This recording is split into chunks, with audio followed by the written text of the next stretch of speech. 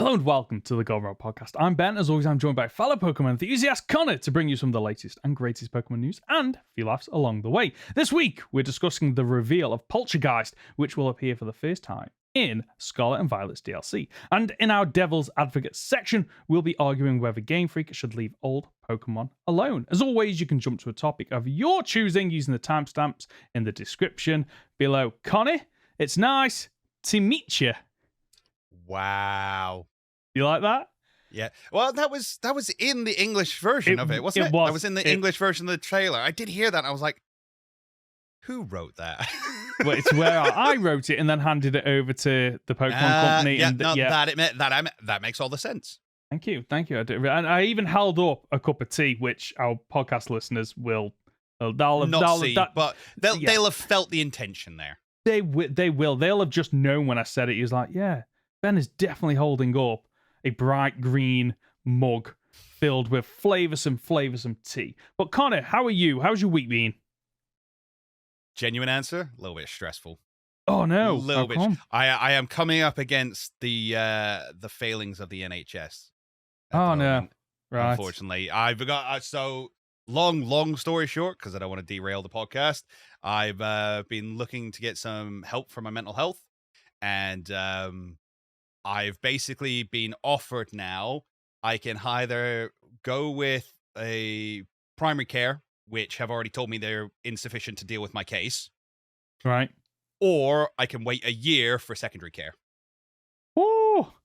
And then that was yesterday. And then today I've been waiting for an ADHD assessment.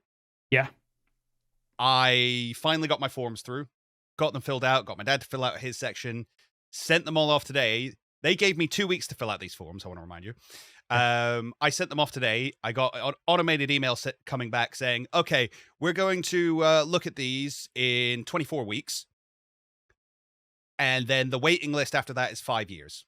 Yeah, that sounds about right. And the only reason I know about that is my daughter's going through a similar assessment. And that can be... how long's the current waiting list? I think when I last Googled it was like 18 months for children.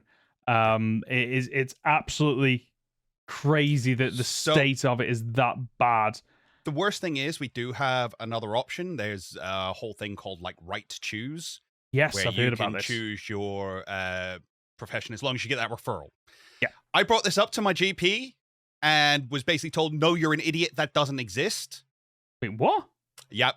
Yeah, this was a whole thing. Because I know somebody that's also gone through this and it was successful. With their I think it's postcode lottery as always. It depends on who GP is. I know someone locally. Someone locally who was the one who told me to go through it this way. And they were like, no, you really have to do this. Otherwise you just won't get seen. Yeah. That was 6 months ago. I've obviously found out today that there's a 5-year waiting list. Checked in on this right to choose thing. And they were like, no, you should have just got that referral sent to us. And I'm like, well, I guess I've got to argue with my GP at some point. So always fun, isn't it? I do feel for GPs though, because some of the stuff they must get is like, you shouldn't be here. You've read something on Google, but that's fine.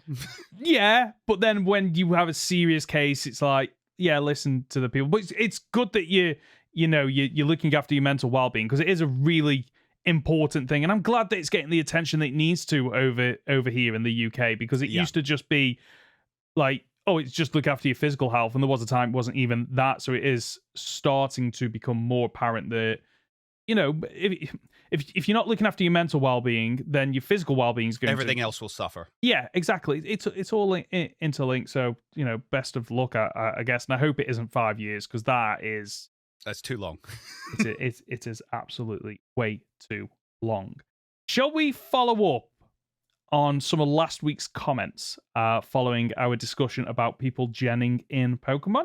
Go on then. If you've got good comments, I want to hear them. I've got a couple of comments that were left on our YouTube channel, and I've picked out two because they kind of they balance either side. Okay, so the first one comes courtesy of Chaos Dragon, who is a regular listener, and this is a bit wordy, so I'll try and speed through this as fast as I can. Unless you have every Pokemon and every option available in every single game, you were just rewarding those who by birth were around at the right time, and everyone else, I guess, just to stuff cookies.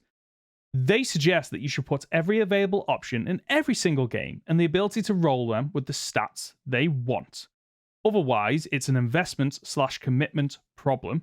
But the moment any of that is missing, I have a huge problem calling it a fair sport. With enough time and investment, you can achieve greatness. It's just simply not possible in any sort of reasonable time frame the way it's currently set up. And on the opposite side, shall I read out both? No. Can I respond to that one? You can. I had thoughts about that. I think that argument doesn't hold up as well today as it used to. Mm-hmm. And the difference is how Pokemon Home works with gifted Pokemon. So if you're going back years where you had, like, I'm pretty sure when Wolfie won his championship, it was with a specific gifted Raichu that had a very specific move that could only be used if it was gifted, kind of thing. Oh. That's no longer the case. You can't have these gifted Pokemon brought up from Black and White or previous generations have those moves on them. They get replaced with standard moves in Scarlet and Violet for their level. So I don't think having to be born in the right time, like, I'd agree if it was a case of, like, you had to be around to get these gifted Pokemon, or you had to be around to get these Pokemon in Black and White, fine. But there's nothing really available in the Scarlet and Violet meta, or even the competitive scene at all, that isn't available on the Switch games. So I don't buy that argument quite as much. Financially, yes, it punishes people who can't financially buy 6 different games, but I don't think you had to be born at the right time. No, I think you're right that used to be a scenario, and I will admit there is an argument to be made that the people that have been playing it longer therefore have access to the older games, and they probably need to do less grinding and less time commitment because they can already pull on this wealth of Pokemon they've got. Doesn't necessarily mean it can build a good team, though. Okay, but they have the reward for having invested time previously, granted, but it's easier to do that investment now than it ever was before. Yeah. So again, it just doesn't... I'm not necessarily disagreeing with you that we should have this showdown mechanic kind of thing. I just don't buy the argument. I think it's probably not the strongest argument you could put forward. I think there is valid criticism of the current model in there, but I completely take your point. The barrier of entry has been reduced every single generation, and it's getting easier and quicker to build a competitively viable team. I still think there are steps to go in order to do that, and I hope that is the case, and I really do hope that Gen 10 comes along and it does make it even simpler, even easier as possible. Like Sword and Shield, the only competitive Pokemon I played was when there was an event on where you could get the Galarian Birds shiny versions, and you had to battle in so many online battles. I don't think I won a single one of those battles because I had no Pokemon that was set up for competitive play, but I managed to do the bare minimum in order to get them. Scarlet and Violet is the first time that I've actually had a competitively viable team and competed. However, all those Pokemon, all those teams, I was looking online, finding rental codes and using them. And while I did enjoy being able to do that, the issue for me was, okay, there's little slight tweaks I want to do on these Pokemon that I've rented, for lack of a better word. But you can't do that. You get those Pokemon exactly as they are, and you can't make any tweaks. So if I just wanted to tweak an item, an ability, a move, you can't do that. And that's my frustration. I don't want to take a Pokemon, raise it from scratch, and invest all this time and commitment. Ideally, what I want to do is cherry pick Pokemon that I like, that I think, are viable, and then tweak them ever so slightly. But hey, maybe I'm not their target audience for competitive battling because I'm not serious about it. It's something that I just want to delve into and experiment with. But the current barrier of entry for me is too high for that, if that makes sense. Yep. We've also had another comment, courtesy of Mika Bryant, again, on YouTube. Jenners and cheaters and cheating always ruins the fun of competition. Cheaters are sleazebags and should be discouraged. The idea that people want to be the pinnacle of the competitive field, but they don't want to work to gain the result, get lost. You've already proved you don't deserve to be amongst the other competitors if you have that mindset. Grow up, smiley emoji. Thought I'd add that in there because they've been polite at the end. Yeah, no, fair enough. I mean, this is what's hilarious is this is a similar argument I adopted during our Devil's Advocate section. I forgot about that. I just went hard.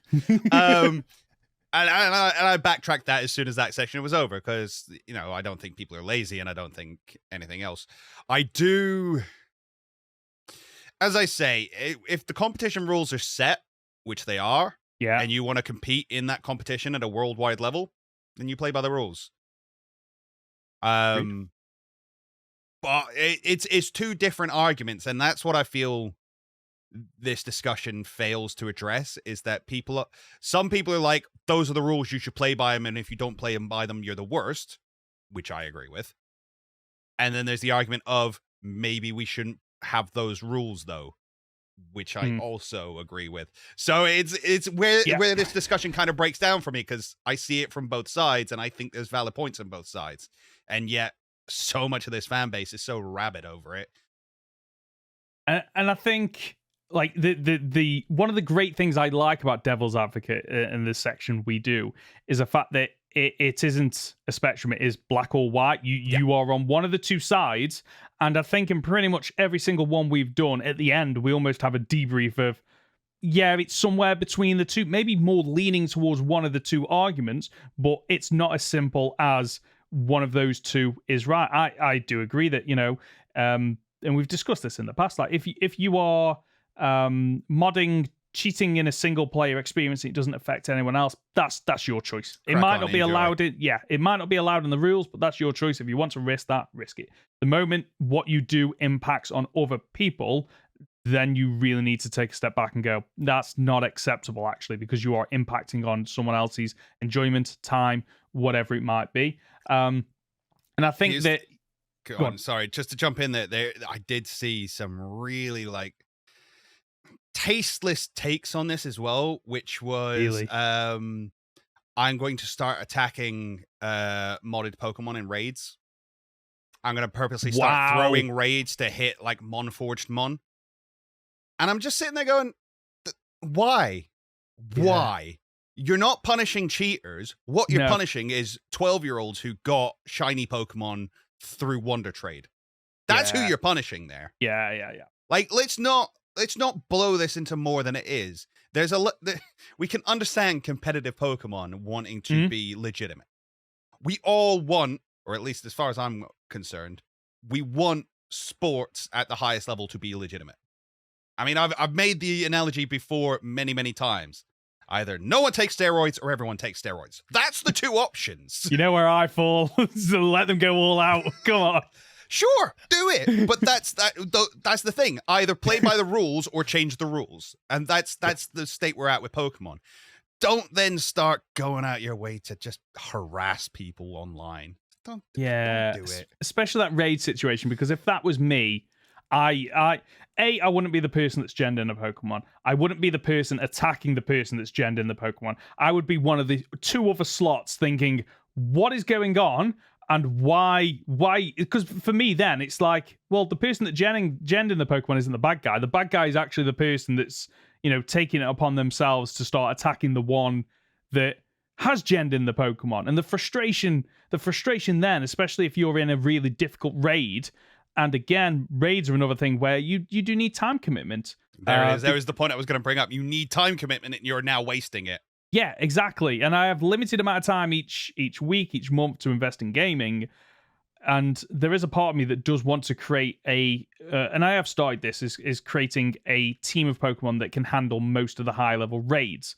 So that when a raid comes around, I'm like, okay, I've got a suitable Pokemon. I might be able to brute force it. But I'm going to be so frustrated if, like, okay, I've done all that, I'm jumping into this raid to get this Mewtwo, for example, and two of the people just aren't playing ball. Because then it's just going to discourage people from using the raid system, which we've already said has its issues. Yeah. Go on. Yeah, sorry. I'm just going around in circles. Don't worry about it. Carry on. I'm Sure. just frustrated. I'm just frustrated. I want to make it clear. I'm already frustrated. That's why I open up with like where my week's been. I want you to know that when I go in hard on Poltchageist in a minute, it's because I'm already frustrated. This is why. If you've got a comment or question, you can reach us by leaving a comment on our podcast on YouTube, by emailing goldenrodpod@gmail.com, by leaving it on our Discord channel, or by using the hashtag goldenrodpod on Twitter. Speaking of Poltchageist, let's jump into the big piece of news this week. The introduction of yet another new Pokemon for Scarlet and Violet's DLC, this time revealed in a YouTube video on the 22nd of August, entitled The Haunting Tale of Poltchageist. Now, this surprised me, because I thought we might have moved away from these videos to promote new Pokemon that obviously had time and investment into them, and we're getting them yet again. And I'm not saying that's a bad thing. I really do enjoy these, but again, it goes back to the conversation we had before with like, why is it this particular Pokemon gets this beautifully crafted, amazing story, a backstory and lore? Like, who's making these decisions? I have no idea. It seems to be the ghosts, which is what I realized for Scarlet and Violet, because we had the Gimmighoul one, which was phenomenal. If you remember, you had the Gimmighoul tale with the little girl opening the chest and things like that, and it was all done with shadow puppets. Yes. You had the Grievard story, where it was like running around. I don't know why. We just like the ghosts this generation. They get their own special introduction. That's now that you mention it, that is true. I'm sure there must be one that isn't a ghost. Oh, the long finger one, the poison one. Grafai. Grafai, yeah? Yeah. So here's the thing, right? So you can probably break most of these down. Yeah. Gimmighoul was leading up to the 1000th Pokemon. It evolved into the Pokemon 1000. Yeah. So I can understand why they kind of, and it's also kind of a fetch quest around the area. I can see why that's got importance. Grafai, there's an entire area based around Grafai because you've got the painted trees. Yeah. Grievard, included in one of the gyms. He's a DJ. He's a relevant DJ in the region.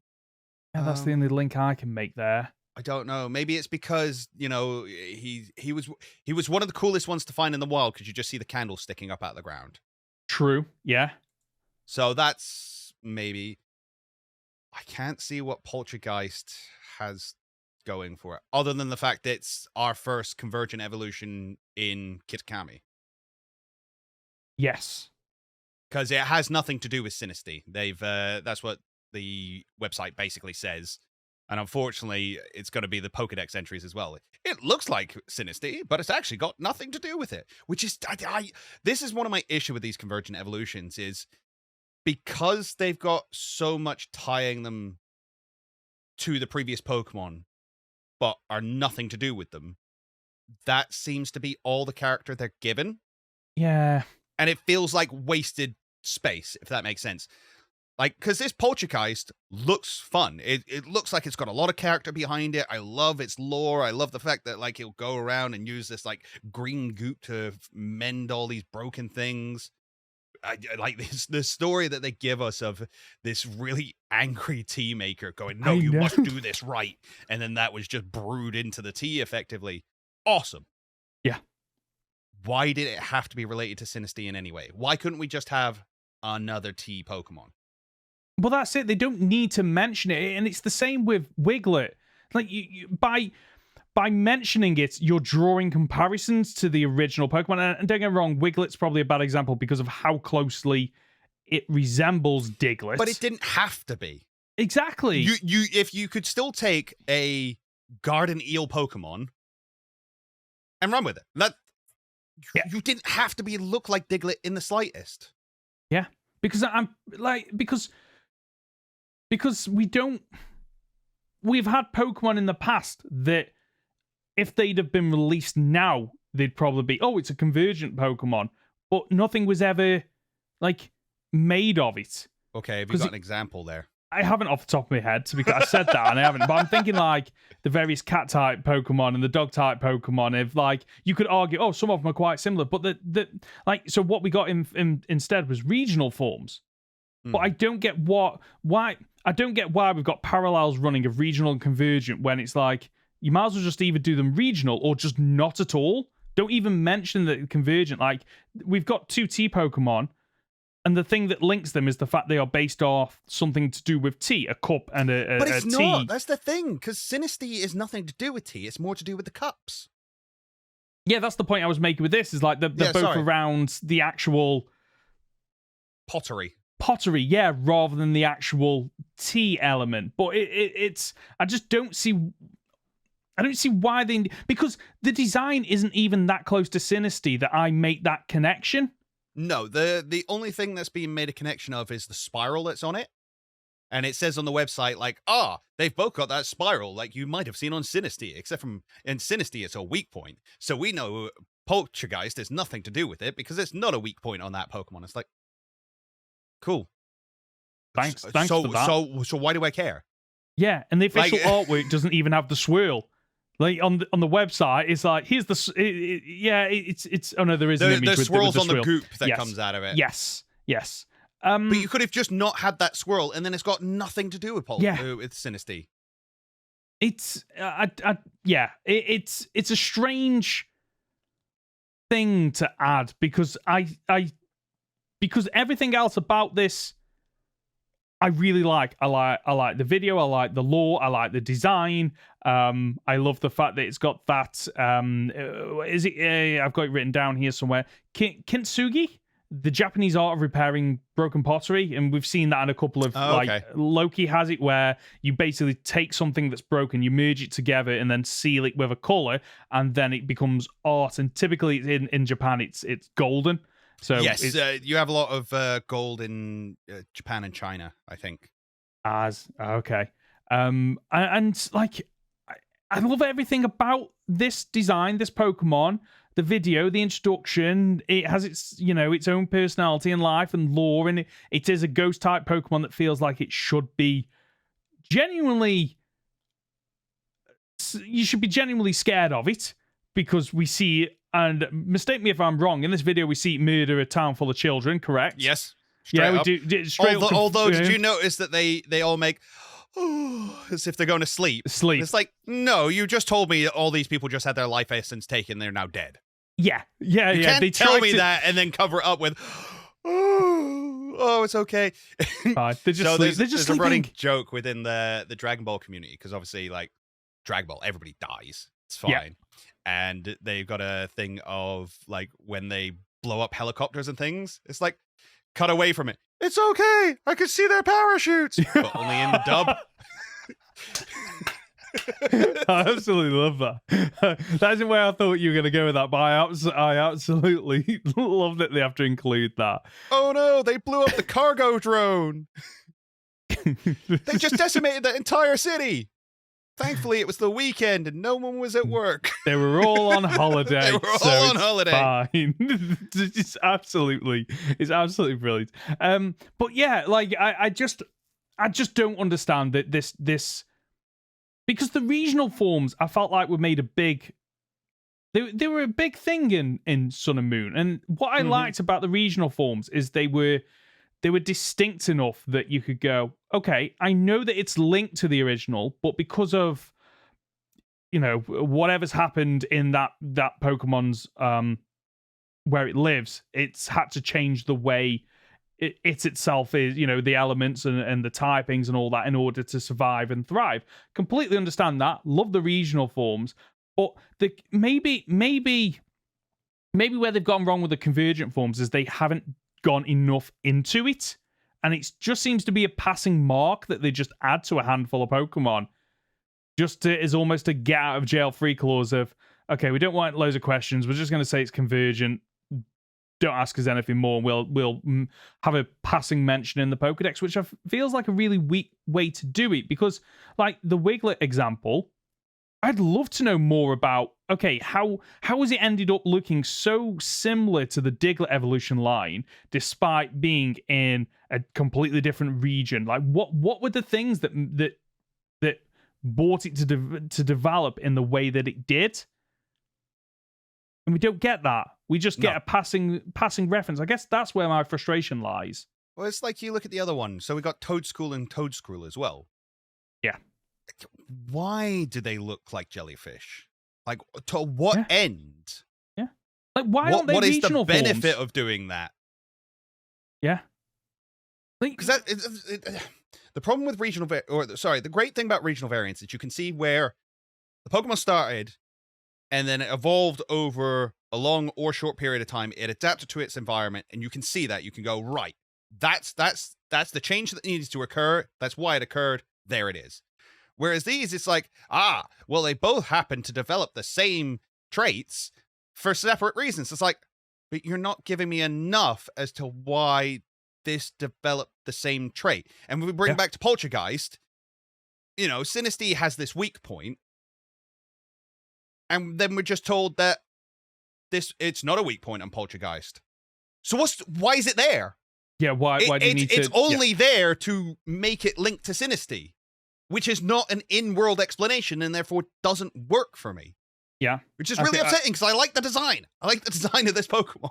It is really a fair point. Let's move on to a little bit more information about the actual Pokemon.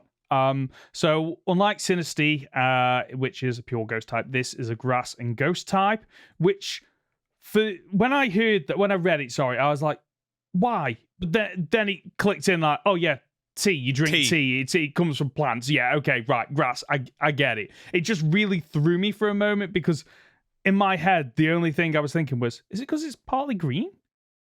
Like my brain just struggled to process it for the briefest of moments. What's this tool that it's holding, by the way? Do you know what it is? It's like a spoon, effectively. Okay, right. It's both a spoon and a stirrer. Okay, I'm glad they didn't actually just go with a spoon then, because I think that would have hurt the design. I think the design is really, and it kind of really looks good. more like a wand. He's kind of like a wizard. He's got his little hat on. It's a cool design. It is. Anyway, it doesn't matter. Sorry. It is a really cool design, and what I love about this is just how weird it looks. Mm-hmm. Like because there's an argument to be made that, and I've read it online, that Generation 1, it is predominantly just animals. It's just animals that exist in the real world with little tiny things that have changed. And the benefit of that is it's easy to just engage with that because you can imagine yourself with these creatures. But the downside is, okay, they're not maybe striking, they're not strong designs, and they don't stand out, and they don't transport. When you play a video game, you want to be transported away from the real world for the most part, and you struggle sometimes with that if you see a Pidgey and a Rattata. What I love about this design is like it does take you away. You fully feel like you're immersed in a completely different world with weird, fantastical creatures, and I think the design really helps with that, especially those eyes. Those eyes are so weird. How they're just like almost painted on white circles. Absolutely love that. And I don't know if you've noticed, it seems to be crying, whereas Sinistea always has a smile on its face. Oh, okay. I hadn't noticed the no. So it's got on the official artwork, it's got the two eyes, and then at the bottom it looks like mascara running. No, I see it. So unlike Sinistea that potentially maybe feels happy about its existence, maybe this one feels quite negatively.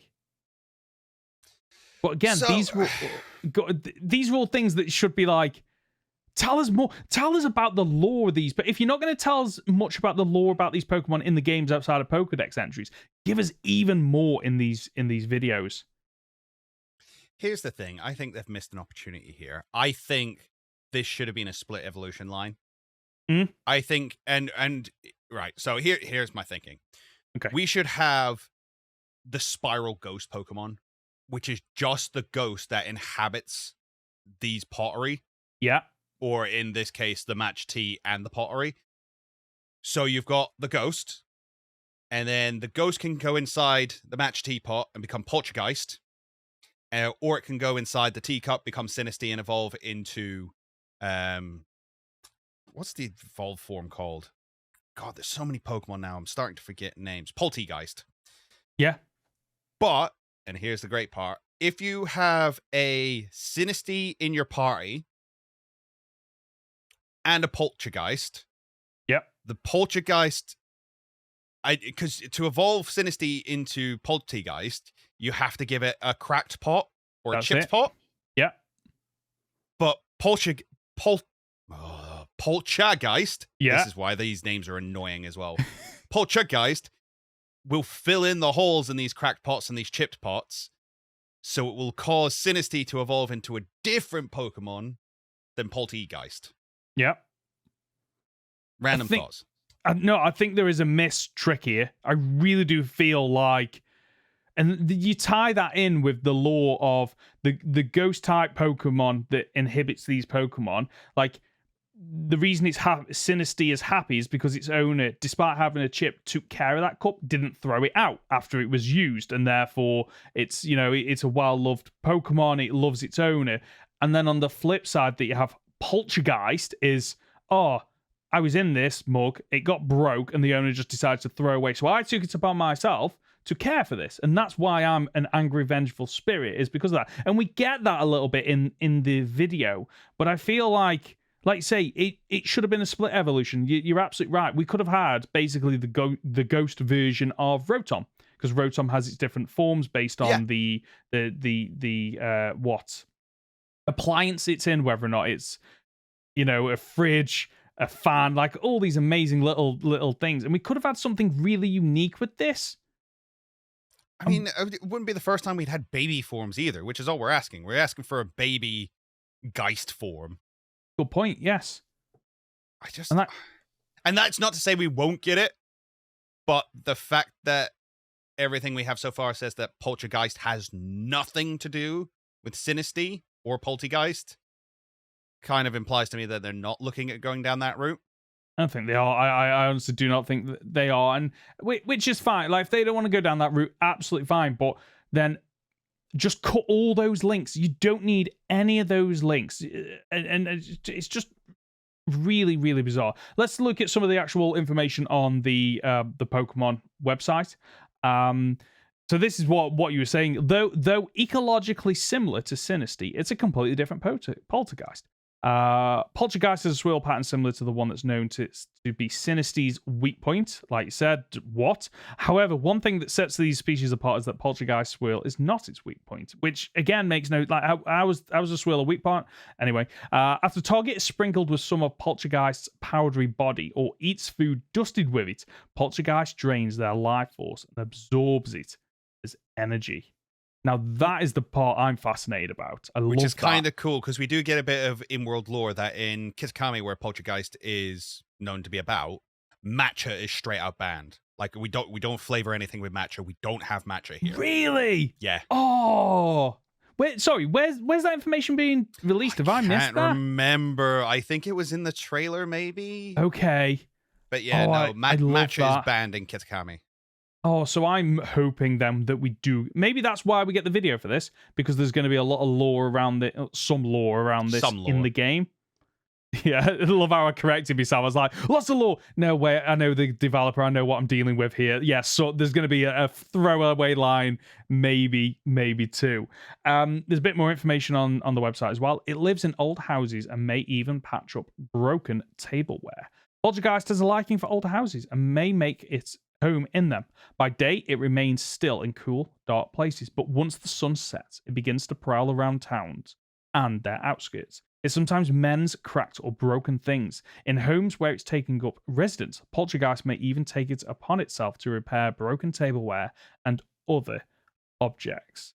If there isn't a side story / exploration around this Pokemon based on that lore, don't set yourself up for it. Don't do it. And I'm going to be disappointed. But, like, you could so have this of, there's a, you know what, we know there's one in the town somewhere because I found this pot that's been repaired. Do you think you could help track it down?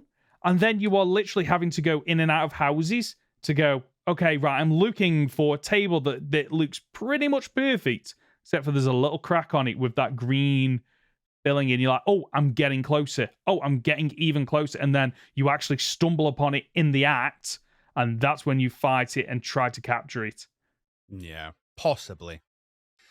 I'd love I will that. say, as far as side quests and my hope for this DLC is concerned, there's actually a second video of Poltchageist on the website, which is we just see it in the wild, and it infuriated me. Why? No, I haven't seen this. No. Right, so the start of it, you're all down low in the grass, and you're sneaking up on it.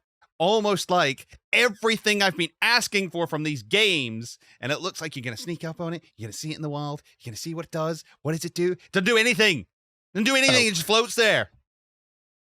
No. It just floats there. And then we see it do its attack animation. We see it do its idle animation. If you weren't watching on YouTube, I basically just threw my hands in the air because that's all it does. You all knew what it did the moment I made that noise.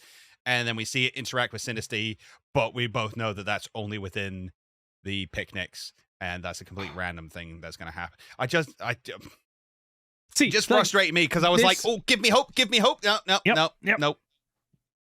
See, the sneaking up mechanic, like, it worked in the Legends Arceus trailers because you knew what you got up to into if it spotted you or it broke out the Pokeball, i.e., oh, yeah, this little kid is trying to catch me? Oh, I'm not having none of that. I'm going to start charging out. I'm going to start powering up my attacks. It works. The sneaking mechanic doesn't work in this game because what's the benefit of it? It doesn't... I know I'm going off on a little bit of a tangent here, but like, why even include it in the trailer if it just leads to people like us thinking, yeah, it doesn't...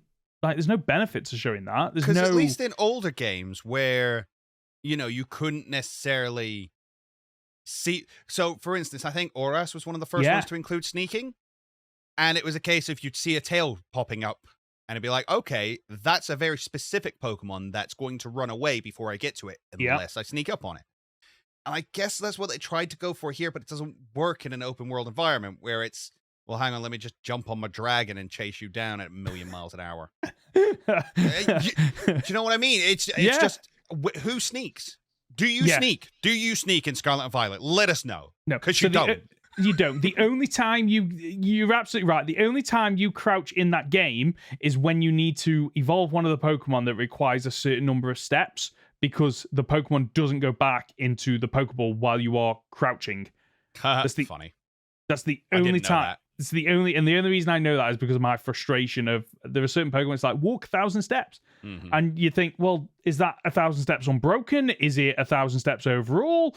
So the easiest thing to do is just play it safe and just crouch, go into a town, and just literally just hold the joystick while you're doing other things.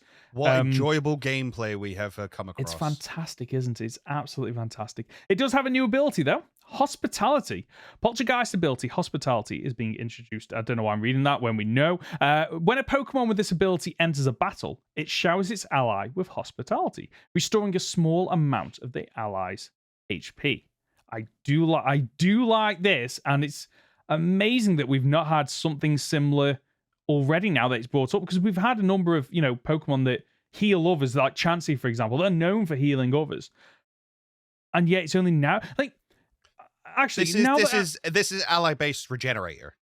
Yeah, but the more I'm thinking about this now, like, do you think this ability matches the Pokemon description and what we've seen of it? No, because it saps life. Everything we know about it saps life. Why would it help its allies? Yeah, like suddenly, like when I read this the first time, I was like, oh, that's a really unique ability. I'd love to see that in play.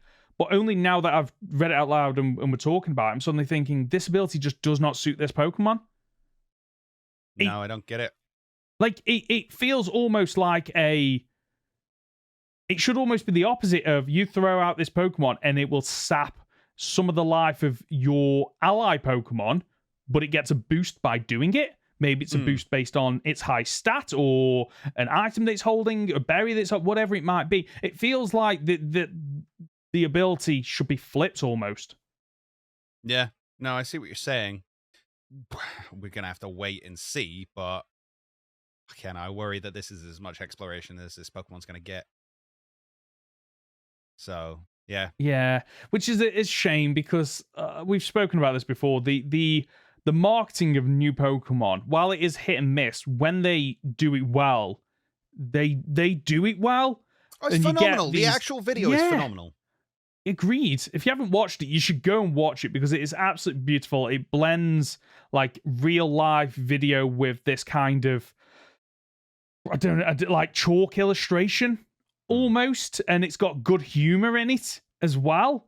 Sinistea, Poltchageist, when it suddenly springs to life and it starts repairing things, and it starts by it repairs a cracked phone screen, which we've all experienced at one point or another, but then it goes off the deep end of it decided to seal up power outlets and car lights. It's like, wait, what? It's just the humor in it is absolutely phenomenal, and I just wish they'd bring a lot more of this life to. It's what we've been saying, bring these Pokemon, what they feel like real creatures, to the games. Don't leave it for somebody to have to watch on video.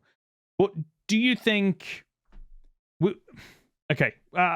I'm gonna say what I think, and then I want to see if you think the same. So obviously, leading up to Scarlet and Violet, we got a load of drops. We got into almost that weekly cycle of news of here's new Pokemon introduced, here's a new video introduced. Do you think we are now into that cycle for Scarlet and Violet, and we're going to be getting a load more video content up to and just after its release? I mean, this is out in September? I am going in front of me. November? Might be November. I'm Googling it. I'm doing a Conor. That's why. Yeah, you've got to check. I'll stall for you. I don't think so. And the reason I don't think so is because this was pitched as a huge reveal at Pokemon Worlds, because there was a bunch of people a bunch of influencers who went to Pokemon Worlds, got given a gift saying 22nd of August, you gotta wait, 22nd of August, this is a big one. And I get it, because they produced a really cool video, but we got one Pokemon revealed, and that was that was super hype. We had to let you know in advance that we were getting one Pokemon. Yeah, weird, isn't it? And I'm not saying I need the whole game revealed to me. I don't know what I want. Do you know? Okay. I want a reason to buy it is what I want. Okay, well, hopefully they have enough reasons that they'll give you, because it releases, the first part of the DLC releases on 13th September, so we've got about 3 weeks. Wow. So okay. So maybe then in that case, we'll get another 2 or 3 announcements leading up to that. I think we will. I think we're now going to get more videos about the DLC, the Pokemon, and what is coming out to try and build the hype. And now that I fell foul of that for Scarlet and Violet's release, and I feel like I can spot it, and I really do think that it's like, okay, what can we do to hype people up? Okay, maybe we don't have enough. Maybe the core game in the DLC isn't strong enough, but what is strong is the lore that we can not retroact. Well, it is kind of retroactive because the game's in development and then they do the videos, and it's almost like, okay, right, let's pick out a couple of the new Pokemon we're introducing that we could potentially give really good backstory to. Let's create some videos to hype up those Pokemon, which in turn makes people go, oh, I want to buy this game so I can get this brand new Pokemon. So I think we're going to be getting more over the next couple of weeks. Yeah, we'll see what happens. I mean, we're still waiting to see what the Loyal Trio and Ogerpon's typings are. We haven't had that yet. We don't really know what their story is going to be, although I don't necessarily need much of the story. I think we've had enough of that revealed to us. Mm-hmm. I just kind of like to know, like, what is this festival going to look like? Pitch me the festival. If I'm out in this city for a festival, I want to know I want to know what happens. What do I do at this festival? 6 tents, 3 people, and 2 side quests. And if that's it, let me know so I don't go buy the game. Yeah, exactly. Yeah. Tell me what I'm gonna get. Were we making? Who was I talking with recently? Where I think there was like Boomtown, which is a festival here in the UK, decided not to release their lineup for a year. Brave. And okay. I was like, I don't know if I agree with that. Yeah. That's kind of how I feel about this. It's like, if there's a festival going on, let me know what I'm gonna do. What is there to do at this festival? I have to know. I remember I used to go to Leeds Festival back in the day, and I went 3 years on the trot, and it was the same thing of tickets are on sale, but we're not Here's announcing. Your headliners. Well, sometimes it wasn't even the headliners. Sometimes it was literally you buying a ticket and you had to look at the rumors, and most of the time the rumors were pretty much spot on. But there's still that frustration of. But you were getting early bird ticket price. You were, which is here you go. There's an argument for you. Would you agree with pre-ordering if you could pre-order cheaper? Yeah, you know what? Yeah, I would. I would, because there's a benefit to you and there's a benefit to the company. Yeah, you get more money now, which you can invest into the game. Yep. I get the game at a cheaper price because if it still comes out and isn't great, then I've still got the game. Yeah, interesting. I don't know the long and short of that one, but it's just a random thought that came to my mind. It would be really interesting because, like, the idea of pre-ordering kind of trailed off because it was a case of you can pre-order this game. Okay, what do I get with it? Absolutely nothing. You just pre-order it. Well, then no. Why would I pre-order? I can just go down the shops on the day of release if I want to.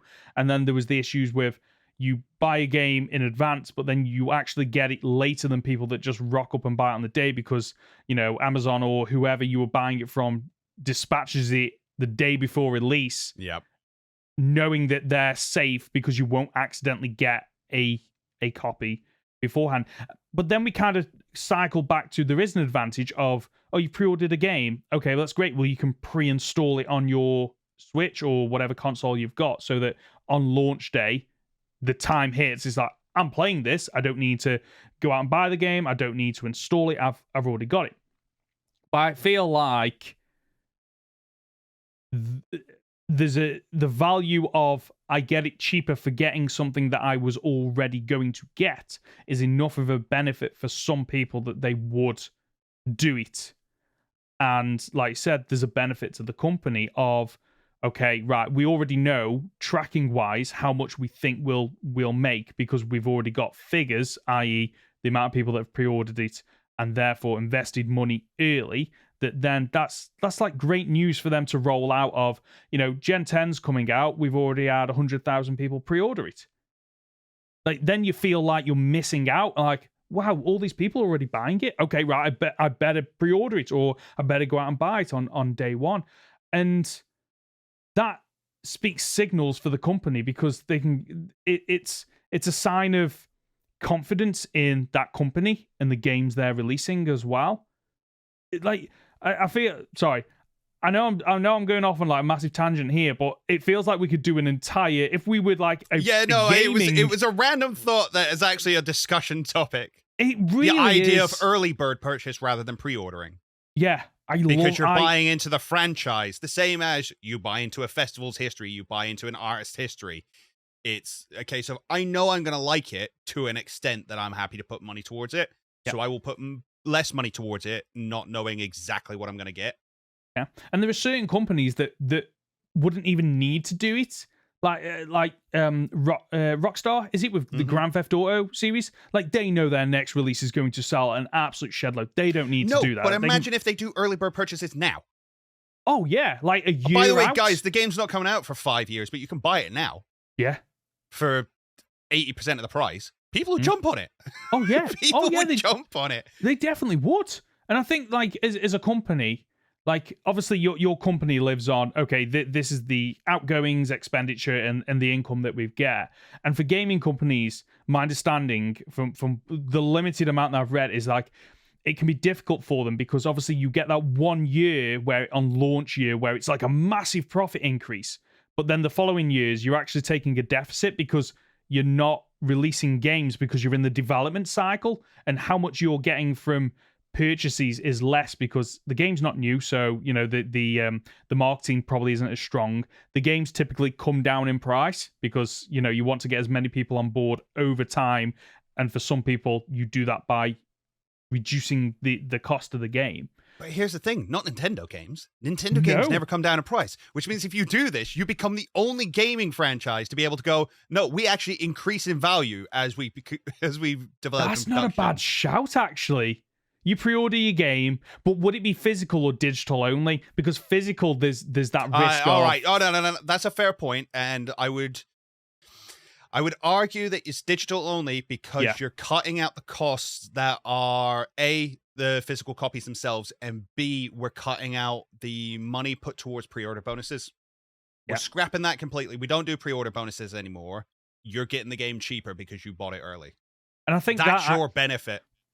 Yeah, and I think that works well because there's a reason why the cost of physical and digital are so closely aligned, because realistically, the cost of digital games should be less because there's no distribution value.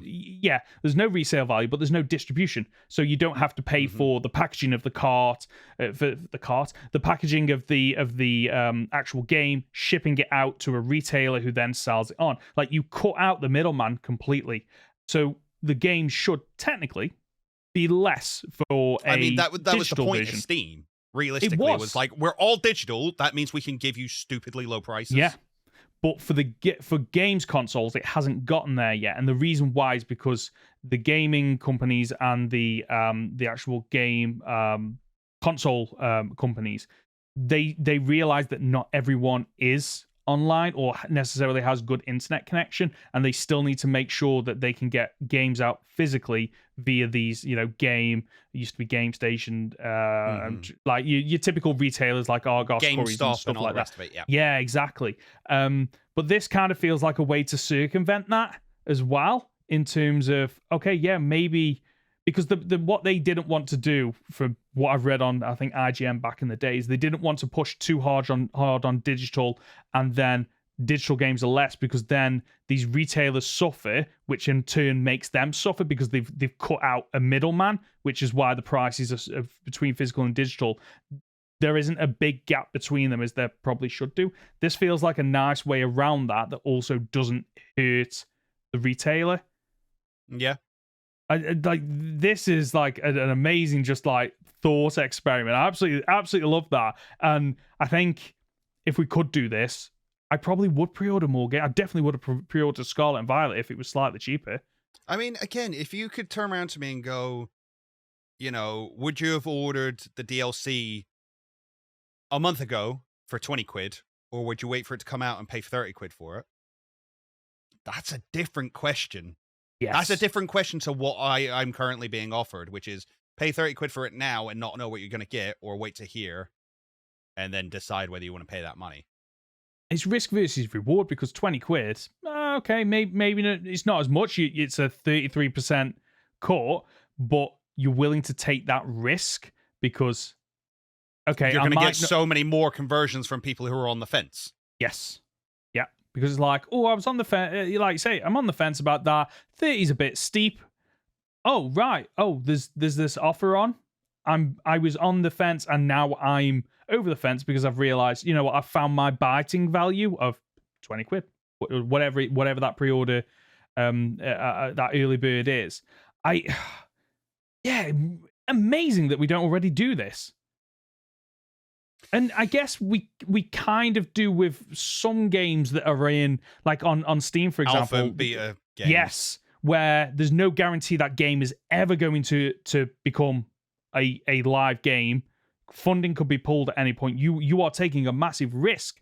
However, like you've potentially gotten a AAA game for £20-25, and when it goes live, it's going to be £30 to £40. Because you've invested early, and there are benefits of that. Maybe we just need to see that more on console. Yeah. Okay. Interesting thought. Anyway, back to Pokemon. Well, back to Devil's Advocate, or into Devil's Advocate, where this week we're going to be arguing GameFreak should leave old Pokemon alone. And just to preface this, what we're talking about here are regional, Paradox, Megas, and what the other one? Convergent. I've got Conversion down. So Convergent Pokemon. Conor is arguing that they shouldn't leave them alone. So in other words, they should do more of these.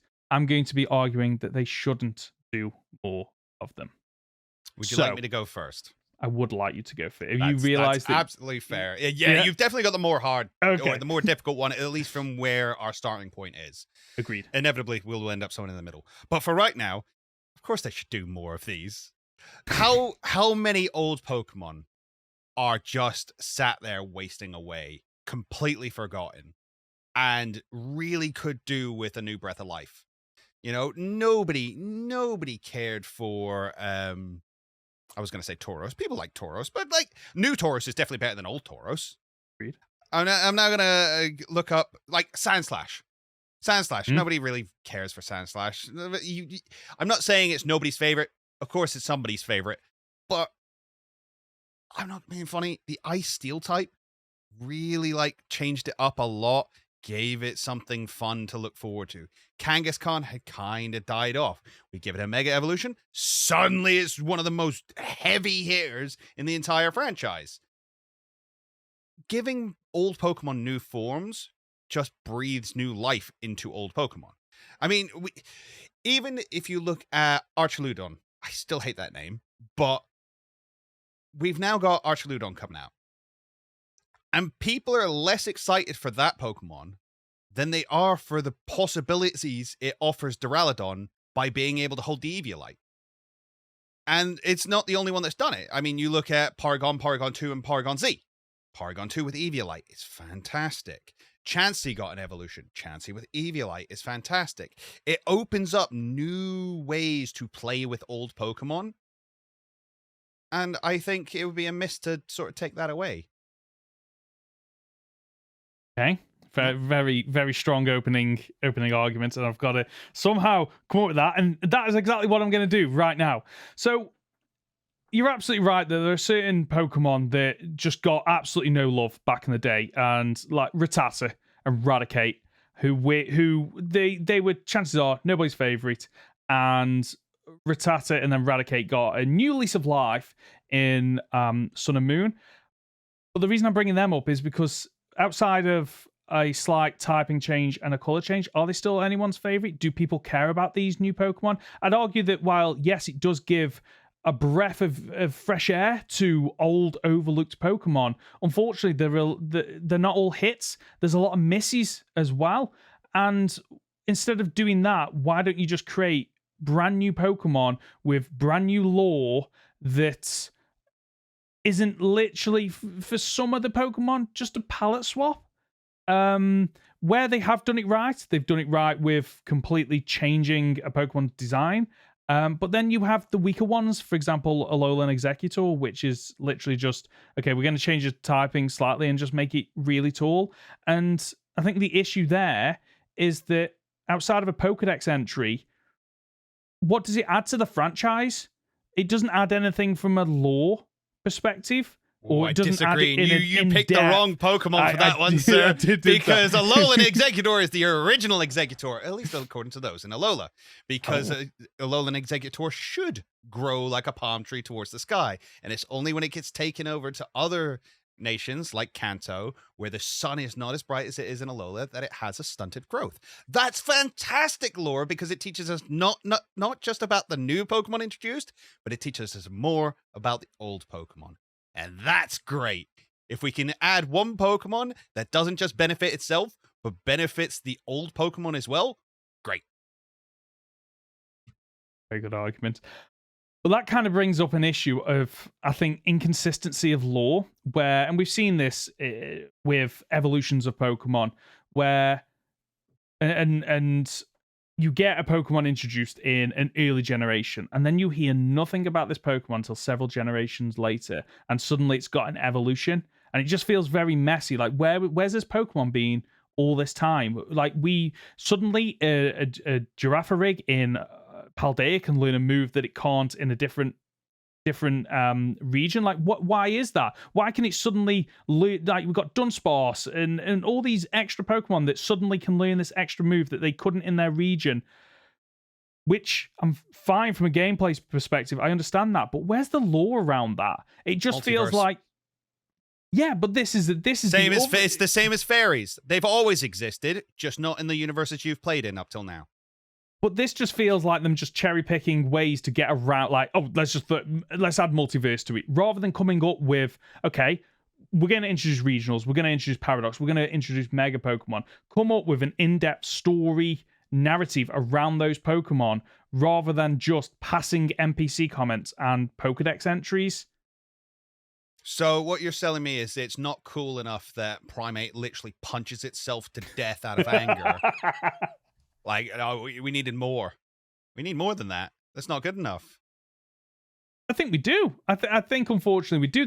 I think with a lot of these regional Paradox, Mega, and Convergent Pokemon, they come up with a cool design and then work backwards, rather than looking at the Pokemon we have and go, okay, based on the new region we're in, why have they developed this way, and marrying up what the Pokedex entry says with what we see on screen. And we don't always get that. Like the Sun and Alola being stronger than in Kanto. Okay, I can get behind that. And to be fair, Connor, that is an absolutely amazing Pokedex like piece of lore, and I absolutely love that.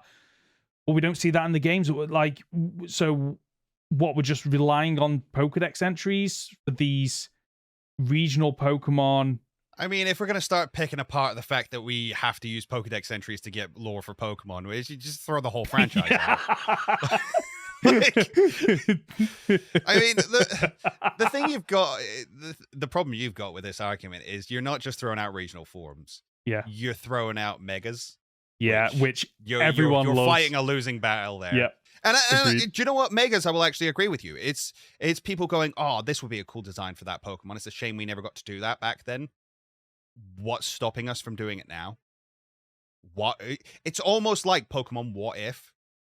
Mm-hmm. And if you have a look at Twitter, I don't know if DeviantArt is still a thing, but Instagram, all these places where these artists get to just go wild with these thoughts. One of the coolest ones I've been seeing recently is a Battle Bond Pokemon.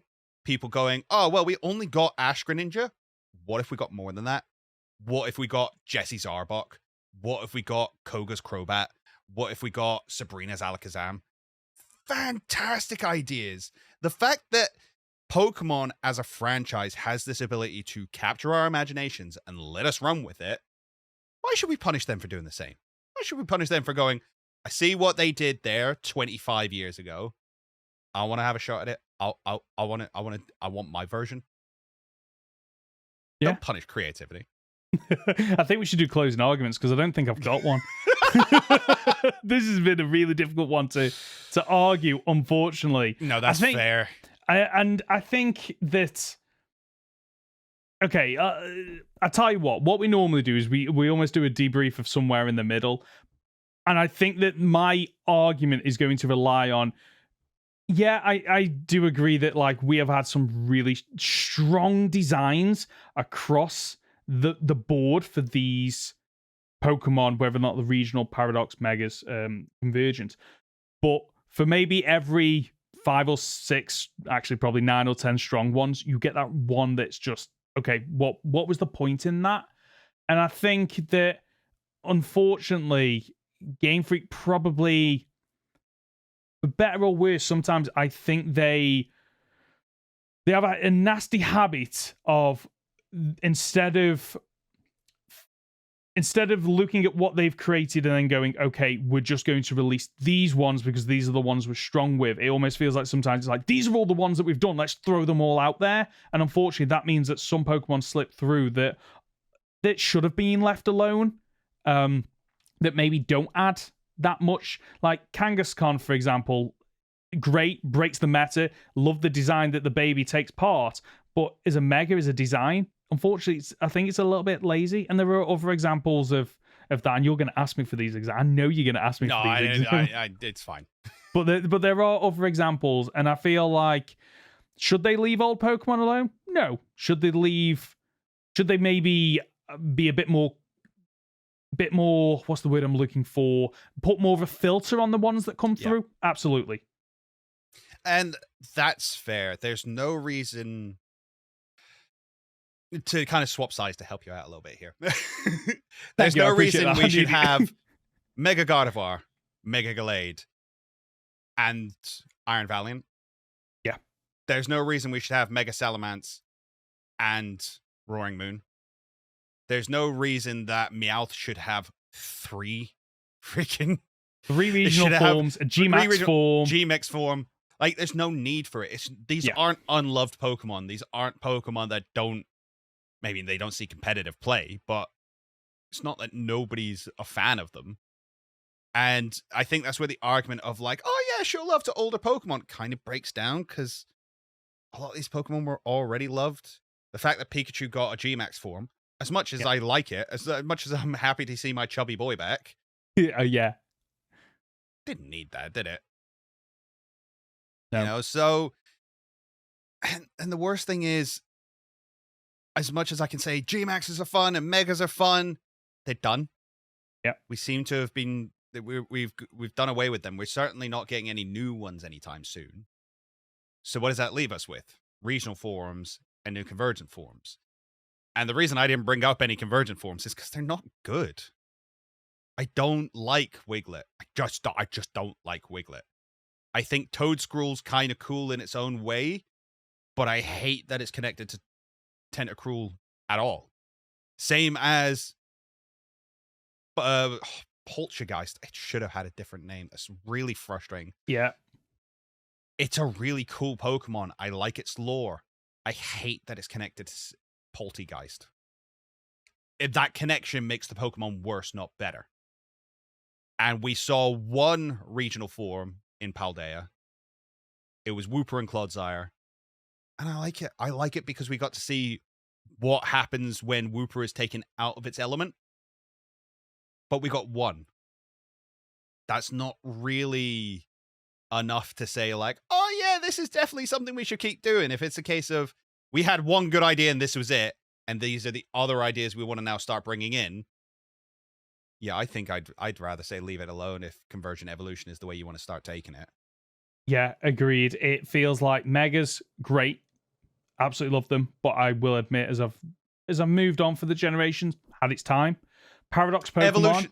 Evolutions to all Pokemon should definitely keep being a thing. Agreed. I do think that is a way to breathe life into Pokemon that were definitely overlooked. And I think some of the designs like Farafrig,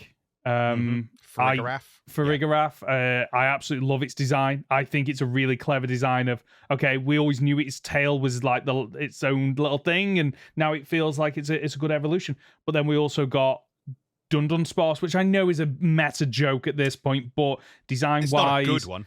It's not a good one. No, exactly. Like and this is the problem, is that for every handful of good ones that you do get, like Primeapes, Annihilate, absolutely fantastic design, fantastic, typing, and the way that you level up, it allows you to be creative with the ways that you evolve, which I really do like. Then you get, unfortunately, the ones that are overlooked, and the example that you gave, I can't remember who it was now. I can't remember. It means that some of them, unfortunately, are just a little bit okay. You're not adding anything to this new Pokemon outside of it's got a regional form or a paradox form. Like, I want more than that. Like, for example, some of the paradox Pokemon, like Iron Hands, like. Most of the robots don't do anything for me. No, they are. I want to say lazy. I don't think they're lazy because they put time. They're easy. They took the easy. They took the easy design rather than thinking, okay, right, how would this Pokemon evolve in the future to live in a futuristic society? And instead of going, okay, well, its habitat would change and therefore, it wouldn't need its legs anymore, or it would gain the ability to fly. Design doesn't tell us anything about the environment in which they live. No, it is literally just, okay, this Pokemon, but steel. But not give it a steel. Yeah, but robot, exactly. Which is why the past Paradox forms, I think, are absolutely phenomenal, because you do get to see, even though they are really close in design, you see, okay, I can see why it would then take that path, why it would lose a lot of these features over time as it becomes domesticated and it doesn't need to live in this prehistoric area where Pokemon are battling for supremacy and survival. It doesn't need that anymore. And I think those designs are really good. And regional, while I do like the regional forms and the additions that we get each generation, and I think out of Paradox, Megas, and Convergent, regionals bizarrely are the ones that I was least excited about in the past, but every generation I'm more excited to see the regional forms. And I actually would, like, Generation 5, we got all the old Pokemon but new.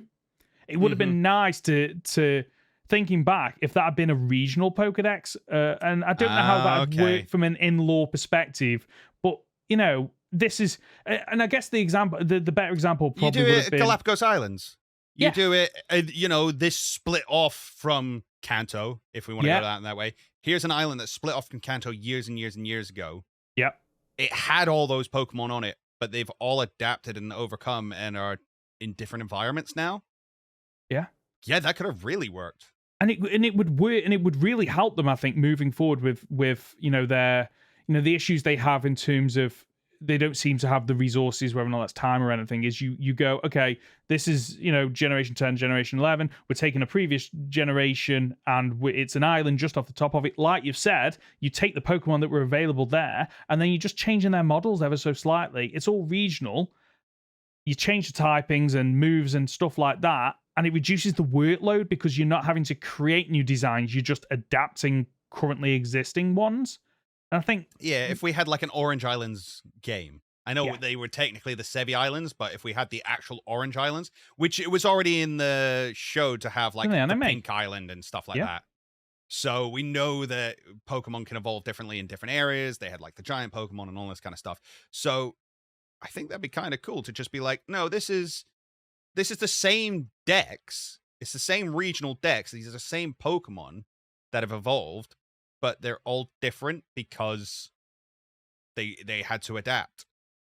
Yeah, I'd love that. I would and I think like if which region would you do? I'd probably go Hoenn because it's already surrounded by water. Like you could have Hoenn being the actual split off, like the Hoenn because it's completely surrounded by water. That's actually the one where technically they're all the regional forms because although actually that wouldn't work because there are certain Pokemon that overlap, actually, thinking about it. But I think...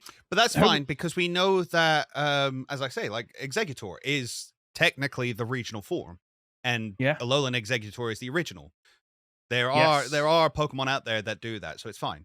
Okay, so we could work with that. And I would love to see a spin on some of the Hoenn Pokemon because, like, obviously you've got is it Mount Chimney? And you've got that.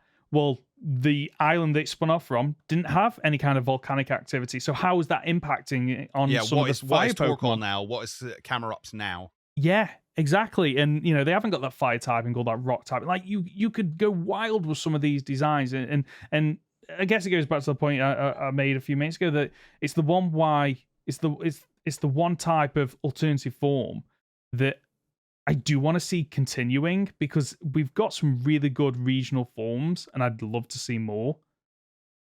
I think we've landed on the thing there, and it's kind of what I alluded to, that everything does, but it doesn't.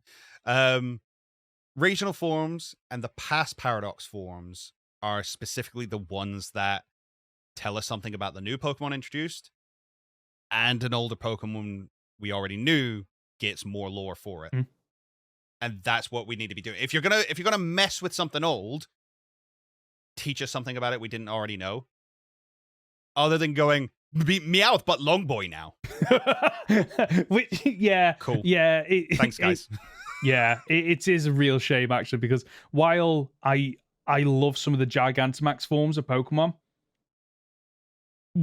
like why? Why? Like, and there's none of that. It is literally just Charizard bigger, Fire Wings, Pikachu chunky, Snorlax back on its belly with an island in its stomach. It's like fun design doesn't really make a lot of sense. No, which is a shame. Should we move on to the guessing game for this week? Oh yeah, go on then. After a 2-week break. So in front of me, I have 3 Pokemon with 3 Pokedex entries each, but can Conor spot the fake entry? If you're wondering why I've selected these 3, I selected them about 3 weeks ago. So the first one is They were relevant Appley. at one point. They were relevant at one point, but I'm not changing them. We're just going to do it because I've done my homework. So we're starting with Appley. Entry number 1. It spends its entire life inside an apple. It hides from its natural enemies, bird Pokemon, by pretending it's just an apple and nothing more. Entry number 2. It will only leave the safety of its apple if it begins to rot. It prefers to live in orchards that grow red apples. And the third and final entry, as soon as it's born, it burrows into an apple. Not only does the apple serve as its food source, but the flavor of the fruit determines its evolution. Interesting. I'm going to go with the second one, and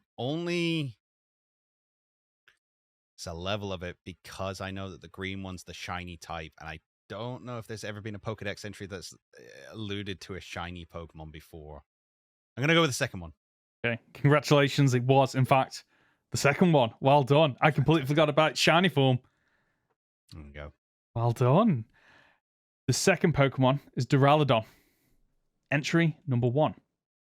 Composed entirely of a common metal, it's immune to magnetic fields. This allows it to live comfortably around Pokemon like Magnemite. Entry number 2. Its body resembles polished metal, and it's both lightweight and strong. The only drawback is that it rusts easily. The third and final entry, the special metal that composes its body is very light, so this Pokemon has considerable agility. It lives in caves because it dislikes the rain. Okay, I'm going to go with the first one because I wasn't sure about the rusting, but then there's another Dex entry that you read that says it doesn't like the rain. So I'm going to go with the idea that maybe this metal rusts. The reason I don't like the first one is because it says it's a common metal that isn't magnetic. And I just feel like the Pokedex would have written non-ferrous rather than common. Okay. Yeah, absolutely so I'm right. gonna go with the first one. It's the first one. Well done. Look at you, your knowledge. Very good. And I've suddenly realized now that, like, actually in the future, I could potentially link a fake entry with a real entry. Oh, absolutely. Do it. Okay. I need to start doing that. That's okay. Right. The third and final Pokemon. Oh, sweating here a little bit. I want to make sure I at least get one. Is Cobalion. So, entry number 1. This legendary Pokemon battled against humans to protect Pokemon. Its personality is calm and composed. Entry number 2. It refuses to back down from a fight. Its proud nature often puts it at odds with humanity. And the third and final entry. It has a body and heart of steel. It works with its allies to punish people when they hurt Pokemon. Okay, these are very similar to each other. Okay. Oh, I actually don't know. This might just be a roll of the dice. Yes, that's the best I can hope for. Body and heart is steel. That feels very Pokedex entry. Does it? Does the Pokedex ever get metaphorical? Or would in this scientific paper saying it has a heart of steel be taken literally? Is it literal? Does it have a heart of steel? I don't think it does. I'm stuck on that one, so I'm going to say the heart of steel one. Okay, I'm afraid it's not. It does in fact have a heart of body and heart of steel, but not metaphorically. It's the second one. The second one is the fake one. Okay. What was the second one? It refuses to back down from a fight. Its proud nature often puts it at odds with humanity. That's fair. Hey, that was it. Yeah, that was a very good round. Well done, Conor. You nearly got the 3 out. I thought you were going to get the 3 out of 3. I'm starting to learn how to break them down a little bit. I've read a lot of Pokedex entries at this point. Yeah, I need to mix this up a little bit. I need to bring up my triple A game. That's what I need to do. That's the show for this week. If you've gotten this far, you're just top dollar, aren't you? Conor, where can we find you? You can find me on my YouTube channel at Captain Fidget or on Twitter at CapFidget. I'm Ben. You can find me as Professor Hoenn Gaming on YouTube and Professor Hoenn on Twitter. Tell them about Prism. Oh, You're allowed to plug, Ben. Yeah, Just because sorry, I yeah. don't doesn't mean you can. So this week I started a new Let's Play series on my channel called Pokemon Prism. It's a very old game that at one point Nintendo and the Pokemon Company tried to take down, and I think they succeeded in partially taking it down, but Pokemon Prism was, for all intents and purposes, dead in the water up until about 2 months ago. It suddenly got a updated version. It's based on the Game Boy Color game, so it is all the models and sprites of Pokemon Crystal. So you get loads of animations and stuff. What's unique about this is that it's in a brand new, unexplored region, which I'm enjoying because it goes back to what is, I think, part of the issue with newer Pokemon games is that it's pretty much straight corridors between the connecting cities, whereas this has a lot of, okay, you need to get to the next city. Well, you got to go through this dungeon, and it feels very old school Pokemon Final Fantasy, where you go a wrong turn, you go down that route for 5 minutes, suddenly go, oh wait, I've gone back on myself, or I'm at a dead end, and you're having to do a lot of like tracking back and popping the repels. The difficulty's not too hard, but it is increased. The AI's definitely had a bit of a buff in this, and I think one of the things I love about it the most is that they've cherry-picked their own Pokedex of Pokemon from Generation 1 to 4, which means that we get to see pixelized versions of Pokemon from Generation 3 and 4. And because it's Pokemon Crystal, they're animated as well. So when they throw in like a really cool. Drapion, it'll like open its mouth and move its pincers and everything. It's absolutely fantastic. Oh, and you play as the son of Lance as well, which I'm not usually a huge fan of that. But for the most part, outside of a brief intro at the start, it's not mentioned again up until where I'm about to take on the 7th gym. I'm really enjoying it. Is it the perfect ROM hack fan-made game? Definitely not. You can tell by some of the language that it is. Quick question for you. Go on. Sorry. I think I watched the first episode and you said it's the son of Lance and Claire. No, it didn't. No, it wasn't Claire. Okay, thank God. Because they're related, aren't they? They're cousins. I was like, okay. It's not Claire. Claire isn't mentioned at all. You are literally just your mother is an NPC. You can play as Claire Sprite. Yes, right? you can. That, you can that play might Claire be where Sprite. I got confused. Yep. Yes, you get to choose your sprite, you get to choose like the color of your hair and customize your character, which is absolutely phenomenal because that was never done up until X and Y, I think was the first game where you got to customize your character, and this has that level of customization.